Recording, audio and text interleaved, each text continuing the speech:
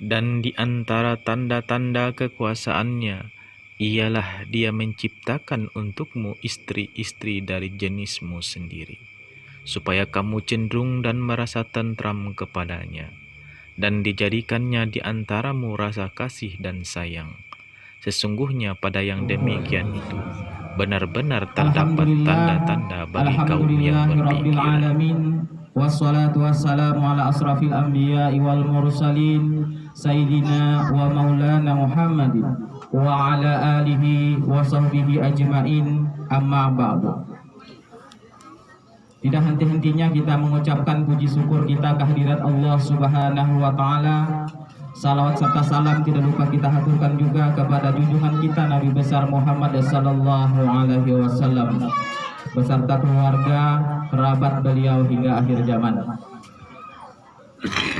Nasihat perkawinan ini ya, jadi saya diperintahkan, ditugaskan oleh Departemen Agama ya, memberikan nasihat pernikahan dimanapun saja berada, khususnya di Kelurahan Muara Pakanon ini.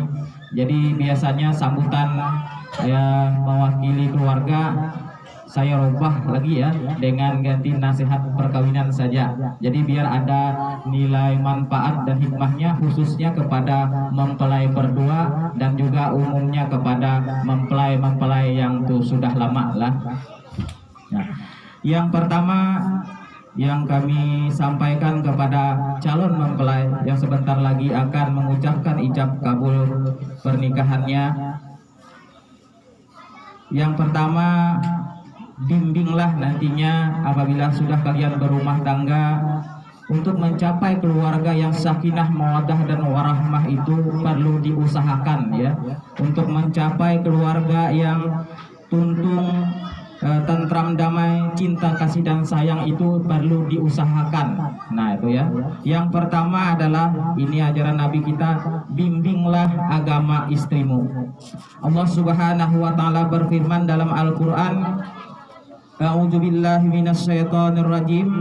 Ya ayyuhalladzina amanu qu anfusikum wa ahlikum nara wa quduhan nas wal hijaratu 'alaiha malaikatun gilajun sidadul la ya'surunallaha ma amarahum wa yaf'aluna ma yu'marun.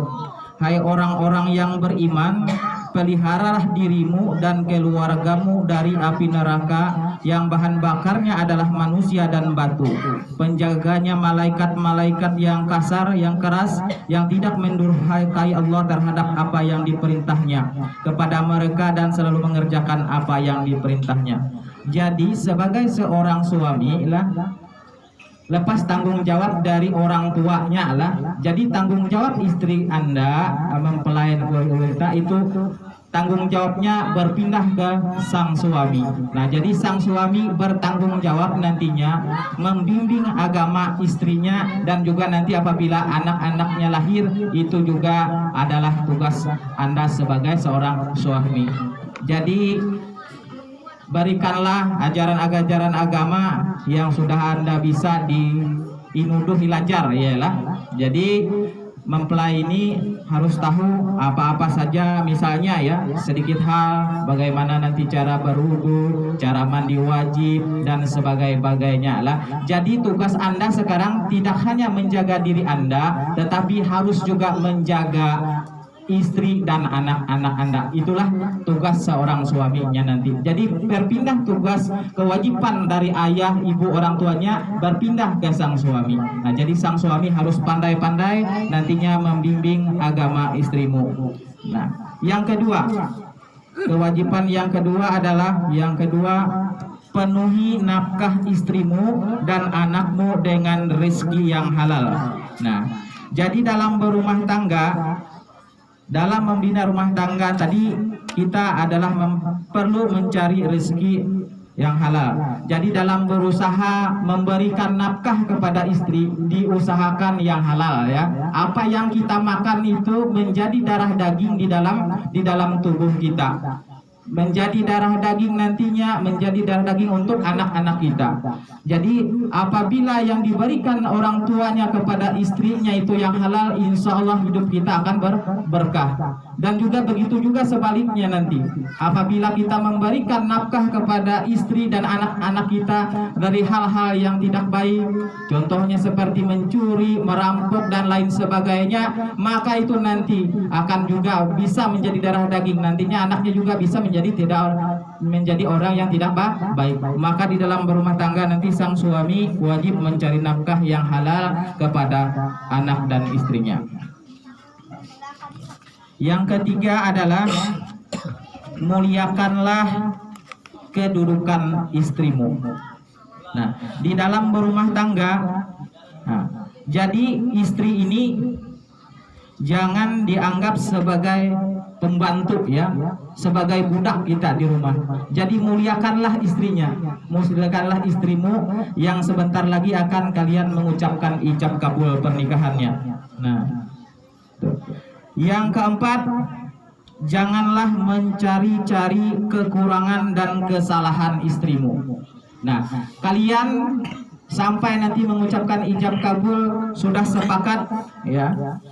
Di dalam berumah tangga itu pasti sang istri ini ada kekurangan-kekurangan lah. Sebagai manusia biasa, sang istri ini tidaklah sempurna. Nanti anak Anda pasti akan merasakan. Dan juga pasti yang sudah pengalaman dalam membina rumah tangga, pasti banyak pahit manis getir dalam kehidupan. Tidak selalu mulus perjalanan dalam kita berumah tangga. Pasti ada segelintir hal-hal yang perlu dipermasalahkan, nanti diselesaikan. Jadi sebagai seorang suami dan istri, kalian berdua harus sabar dalam menghadapi kehidupan lah. Jadi jangan misalnya ada suatu masalah, sedikit-sedikit ribut, sedikit-sedikit piring terbang melayang. Jangan seperti itu lah. Ya. Nah, jadi diusahakan kalau ada permasalahan yang sedikit-sedikit itu diselesaikan dengan bijak. Misalnya satunya sedang marah, satunya harus bersabar. Jangan satunya yang marah juga satunya marah, pasti akan diribut. Nah, jadi kalian berdua nanti harus seperti itu, jangan. Dan juga apabila dalam hal rumah tangga ini ada perselisihan, jangan langsung lapor dengan kuita ya. Nah, jadi kuitan orang tua itu biasanya kadangkala menilai itu di satu sisi saja, tidak mendengarkan sang si istri atau tidak mendengar suami. Jadi dalam rumah tangga apabila ada keributan, jangan langsung melapor, langsung lari ke orang tuanya, janganlah. Nah, disuruh Nabi kita apabila di dalam rumah tangga ada perselisihan itu pisah ranjang saja. Nah, jadi jangan langsung kabur ke tempat orang tuanya lah. Jadi pisah ranjang jadi dalam waktu pisah ranjang 1 hari 2 hari itu ada kita mendapatkan solusi, ada berkah, ada rahmat dari Allah Subhanahu wa taala. Akhirnya bisa kita dingin suasananya kembali baik. Nah, itu.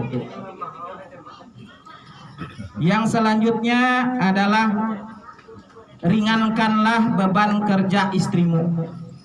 Jadi istri itu dibantu ya kerjanya, yang bisa dibantu itu dibantu sang istri di rumah.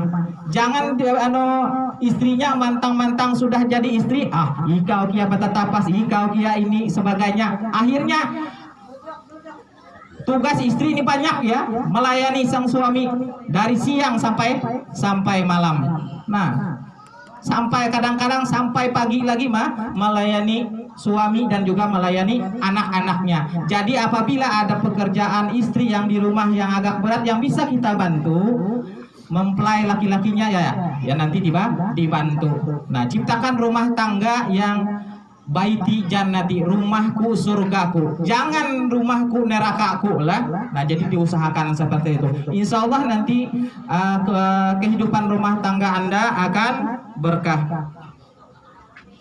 Yang selanjutnya adalah binalah hubungan baik keluargamu dengan istrimu.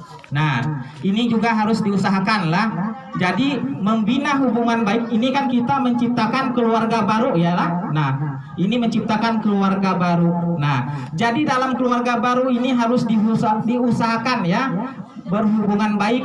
Nah, misal contoh seperti ini. Nah, hari raya ya. Nah ini kadang-kala sepertinya kalau yang saling berjauhan, tapi alhamdulillah ini sekampung lah. Ini yang misalnya contohnya yang lainan kampung.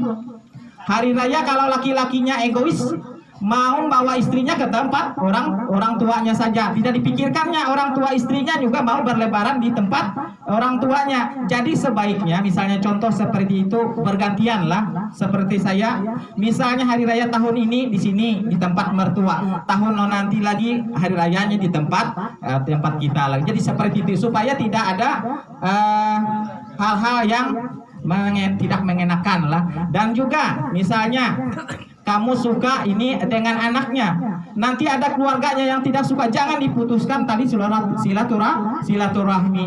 Nah, jadi jangan seperti itu. Jangan elaita minun anak keluarga ditinggalkan, jangan seperti itulah. Diusahakan menciptakan hubungan baik antara keluarga mertua kita dan juga keluarga kedua orang tua kita. Ciptakan hubungan yang baik. Nah, supaya yang namanya keluarga sakinah, mawaddah dan warahmah itu bisa kita dapatkan dari Allah Subhanahu wa taala. Jadi kita dulu yang mengusahakan. Bujur artinya masalah jodoh, maut dan jodoh Tuhan yang mengatur kita lah. Awal sampai jodoh jadi pisah misal. Tetapi kita sebagai seorang suami itu perlu mengusahakannya. Nah, tuh.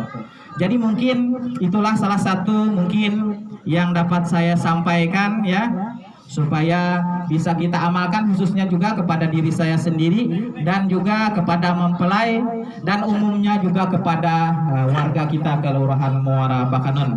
Demikianlah kurang lebihnya ulun mohon maaf. Wabillahi taufiq wal hidayah. Assalamualaikum warahmatullahi wabarakatuh.